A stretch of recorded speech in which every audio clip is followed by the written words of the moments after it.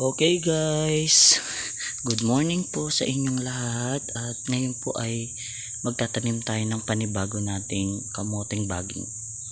So ito po, yan guys, so magkano to Joy? 20? 20 pesos po yan no? Pero syempre tinanggalan namin yung dahon. So ito, imbis na itatapon mo, ayan no, imbis na itatapon mo, syempre itatanim mo na lang para sa susunod hindi ka nabibili, di ba? Ito guys, pwede naman siya pabungahin dyan. Pagka gusto mo magbunga, syempre hindi mo siya tatalbosan. Tapos hintay mong mamulaklak, di ba? Disclaimer lang. So ayan, para yan dyan talaga. Pero parang ano to, mas matataba to. Ganyan lang guys. Ito kasi pwede mo tong kainin, ilalaga mo lang, sasawsaw mo lang sa bagoong. Pwede mo rin po siyang isahog sa munggo. Marami tayong pwedeng pa. Ito guys, pwede rin tong, ito lang, ta sardinas. Saan ka pa, diba? Healthy living, healthy food. Iwas sakit. Hindi ka pa gumastos. Nasa bahay lang. Na-exercise ka pa. Ang dami ko ng mga sinasabi. So, ayan. Huwag na natin masyadong punuin. So, ganyan lang kadali. Siyempre, titingnan mo kung saan yung sa ibaba dyan, tsaka sa taas. Ganun lang, huwag ka malilito. May naririnig akong tumatawag. Ano yun? Why po? Hindi ka dito, nagtatanim ako. Dito.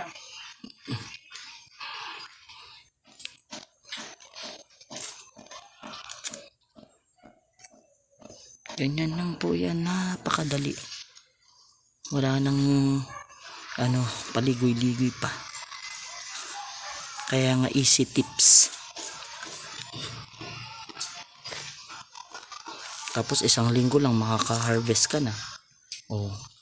Pang sahog-sahog. Ay, pati po pala sa tinola, pwede po ito. Tinola, munggo, lagyan ng sardinas, kainin ng nilaga lang. Maraming pwede.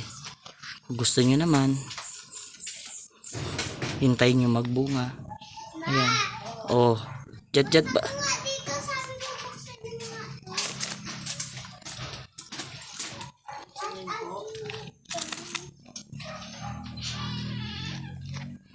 Ayan.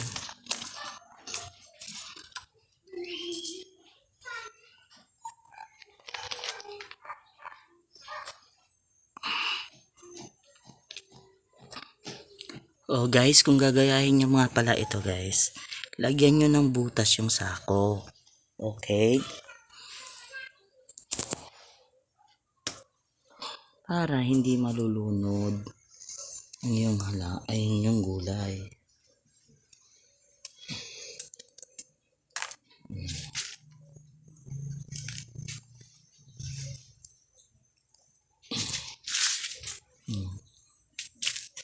Ayan na.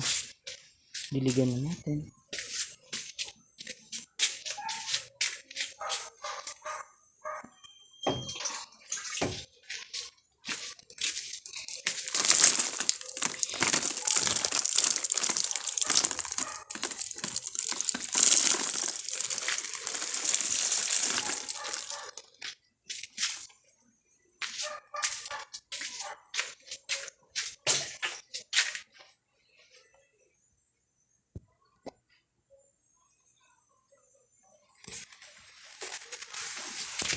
So ayan na po.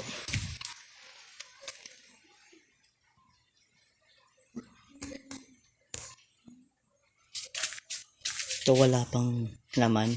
Dito po sa isa, sitaw po ilalagay ko dyan.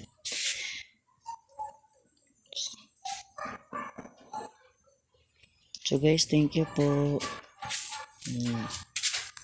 God bless.